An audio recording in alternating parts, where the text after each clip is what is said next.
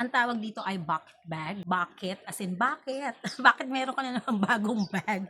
Para kasi siyang timba. For me, as a mom, na gusto ko easy access agad yung mga laman ng bag ko. Cellphone, o kaya yung susi, hanap ka ng hanap, ganyan, dukot ka ng dukot. Parang hinalukay mo na lahat ng laman ng bag mo bago mo mahanap yung bagay. Safe yung gamit mo dito sa bucket bag, kahit na open siya, no? Pero meron namang lock.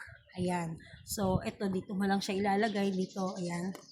And secure na rin naman siya. So, maraming choices na pagpipilian. Iba't ibang design. Casual, formal, traveling, going to the office, kaya pupunta ka lang sa palengke. So, kung nahanap ka ng simple, elegant, yet swak sa budget na bag that you can use for daily needs, check mo lang yung link andyan sa Yellow Basket. Ang cute niya kasi meron pang libreng keychain. Yan. O, diba? So, ito naman siya. Ito naman for this. So, it's called a bucket bag.